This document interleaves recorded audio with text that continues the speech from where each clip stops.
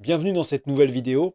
Aujourd'hui, je vais vous faire la démonstration d'un template permettant de récupérer tous les résultats Google. Sachez que ce template est disponible gratuitement dans la marketplace d'Automa, donc vous pouvez le télécharger, l'analyser et l'utiliser autant que vous voulez. Je vous donne le lien dans la description de la vidéo. Donc on va utiliser un Google Sheet avec ce template dans lequel on va renseigner les mots-clés à chercher sur Google et dans lequel les résultats vont venir s'enregistrer, c'est-à-dire les URL, les titles et les métadescriptions. Ce Google Sheet se compose de 3 onglets. Tout d'abord l'onglet Keywords dans lequel vous allez renseigner les mots-clés à rechercher. Ensuite l'onglet Results dans lequel les résultats vont venir s'enregistrer. Et enfin l'onglet Settings dans lequel vous allez simplement renseigner sur quel Google rechercher, .fr, .com, etc. et le nombre maximum de résultats pour chaque mot-clé. Voici le template. Je vous fais d'abord la démo. Donc je saisis l'ID de mon Google Sheet et c'est parti. Donc premier mot-clé, il récupère les résultats, il va les enregistrer dans le Google Sheet et ensuite il va passer au second mot-clé. Voilà, tous les mots-clés ont été recherchés. Maintenant, on va aller voir le Google Sheet.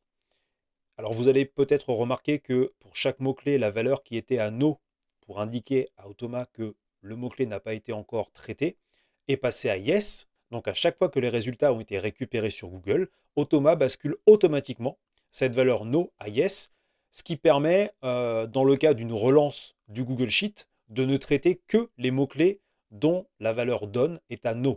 Voilà, donc en cas d'arrêt, en cas d'échec ou en cas d'ajout ultérieur de mots-clés, on ne va traiter que les mots-clés dont la valeur Done est à No. Dans les résultats, eh bien voilà, tous mes résultats. Donc, dans la colonne Keywords, le mot-clé utilisé pour la recherche, ce qui vous permet après de filtrer très simplement comme un fichier Excel par mot-clé.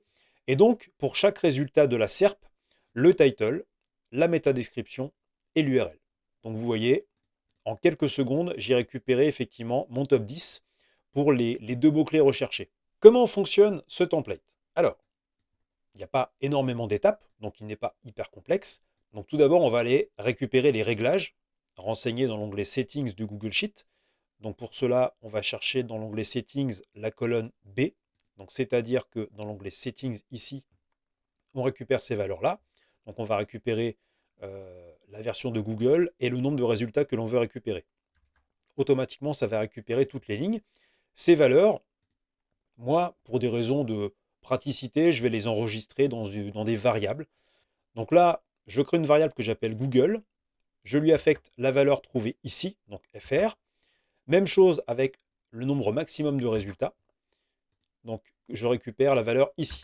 Tout d'abord, je vais créer une variable que j'appelle Google, qui va aller voir dans le Google Sheet, dans les settings, pour récupérer cette valeur-là, donc fr. Ensuite, même principe, je crée une variable maxResults qui va aller voir dans le Google Sheet la valeur ici.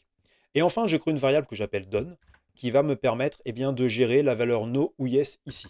Ensuite, je vais retourner lire le même Google Sheet, mais cette fois dans l'onglet Keywords et les colonnes A, B. Donc, onglet Keywords, colonne A, B. De là, je vais créer une boucle qui va me permettre de lire toutes les lignes ici, de cet onglet. Donc là, je vais créer une boucle avec un bloc loop data. Je vais la nommer cette boucle KW loop. La source de la donnée, c'est le Google Sheet que j'ai nommé Keywords. Donc j'ai récupéré les colonnes A et B, donc j'ai récupéré la valeur Done. Donc je vérifie tout d'abord avec un bloc condition, si la valeur de Done, donc avec la syntaxe moustache qui va bien, est à No. Donc est-ce que ici on est à Yes ou à No? Si c'est à No, ça veut dire que ce n'a pas été traité. Donc dans ce cas-là, on va rentrer dans tout le processus de traitement. Si en revanche, cette condition n'est pas remplie, donc que la valeur n'est pas à No, on a la voie de sortie ici qui s'appelle fallback. Et donc, on va simplement mettre à jour le statut de la valeur Done. Et on va directement aller sur le Google Sheet pour le mettre à jour. Donc ça, j'y reviens plus tard. Donc, imaginons que le mot-clé n'a pas été traité, donc que la valeur Done est à No. Dans ce cas-là, première étape, je vais ouvrir Google, donc avec la bonne valeur .fr.com que j'ai récupéré dans les settings.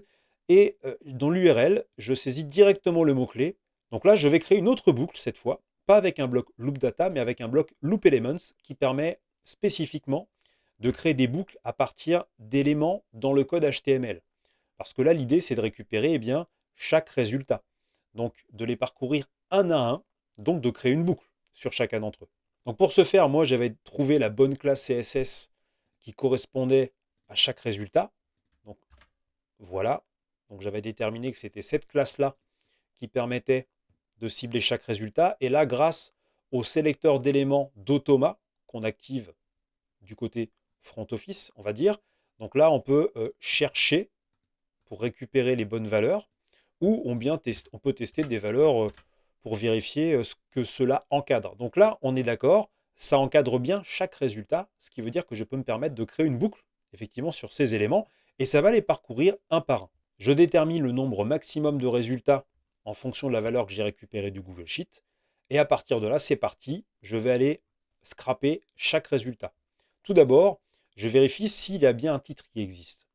En l'occurrence, dans Google, tous les titres de résultats, ce sont des H3. Donc, est-ce qu'il y a bien un H3 pour mon résultat? Donc, si c'est bien le cas, dans ce cas-là, je vais récupérer les données.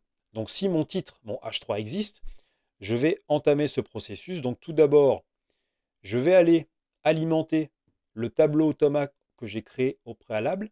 Donc, c'est-à-dire que c'est un tableau qui est propre à mon template, dans lequel j'ai 4 colonnes, ce qui correspond, si vous vous souvenez, au Google Sheet que je vous ai montré juste avant, dans l'onglet des résultats. Ça va faire un copier-coller en gros de ce tableau Automa à la fin dans le Google Sheet. Donc colonne Keywords, Title, Description, Link, ce qui correspond exactement à ceci. Keywords, Title, Description, Link de l'onglet Results. Donc là, je vais commencer à alimenter la première ligne de mon tableau. Donc tout d'abord, je vais y saisir le mot-clé utilisé, donc ce qui va me saisir ceci. Et la variable description, parfois on n'a pas de métadescription, donc dans le doute, pour pas fausser la métadescription avec une valeur précédente, je l'initialise avec une valeur vide. Donc après, je récupère le titre du résultat, donc la balise H3, comme je vous le disais avant, de l'élément en cours dans ma boucle. Donc là, on est ici dans le premier, après on passera au suivant, ainsi de suite. Donc là, on récupère le H3. Je l'enregistre directement dans mon tableau Automa. Ensuite, je récupère ma balise description. Donc là, avec la bonne classe CSS qui va bien, que j'ai déterminée en analysant le code source, et avec le sélecteur d'Automa, qui m'a fait aussi gagner du temps, j'affecte le résultat à une variable que j'appelle description. De là, je vais lui appliquer un petit traitement grâce à une expression régulière qui va me permettre en fait de supprimer potentiellement la date qui peut parfois s'afficher au début de la métadescription. Donc ça, c'est Google qui l'affiche. C'est pas issu de la métadescription, donc moi, j'en veux pas. Donc avec une petite expression régulière que ChatGPT m'a fournie et un bloc regex dans Automa, eh bien, je supprime cette date. Ensuite, après ce traitement, je transfère le résultat de ma description dans le tableau Automa. Et enfin, je récupère le lien du résultat, donc tout simplement la balise A de l'élément en cours.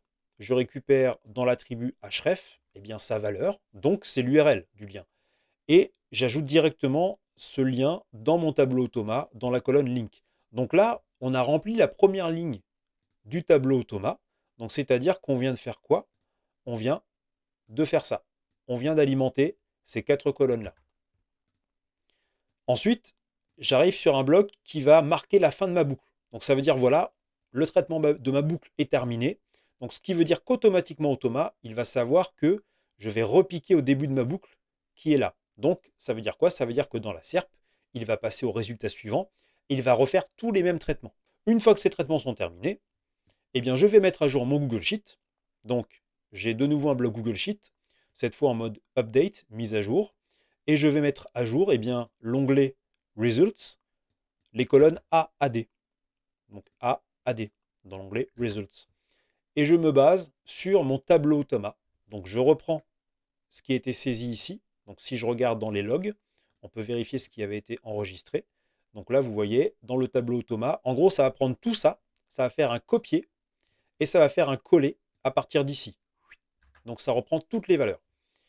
Et je mets à jour au passage ma valeur done, puisque la recherche, le mot-clé a été traité. Donc, dans l'onglet Keywords, je vais basculer cette valeur qui était à no automatiquement à yes. Et j'arrive à la fin de ma boucle sur les mots-clés. Donc là, j'ai fini ma recherche sur le premier mot-clé, je vais passer au mot-clé suivant, et jusqu'à ce que j'ai parcouru tous les mots-clés de l'onglet Keywords, dont la valeur donne est à no, donc qui doivent être traités. Vous n'avez pas tout compris, je vous rassure, c'est normal. Ce n'était pas une vidéo de formation, mais une vidéo de démonstration. Le but de ma formation est justement de vous apprendre de façon progressive à maîtriser Automa afin d'être à l'aise sur tous les templates. Vous avez aimé cette vidéo, alors n'hésitez pas à la liker, la commenter, la partager. C'est ma motivation pour vous en faire d'autres justement. Et si vous avez des idées de templates que vous aimeriez voir dans une prochaine vidéo, dites-le moi en commentaire. Et bien sûr, pour ne rater aucune future vidéo, abonnez-vous à ma chaîne.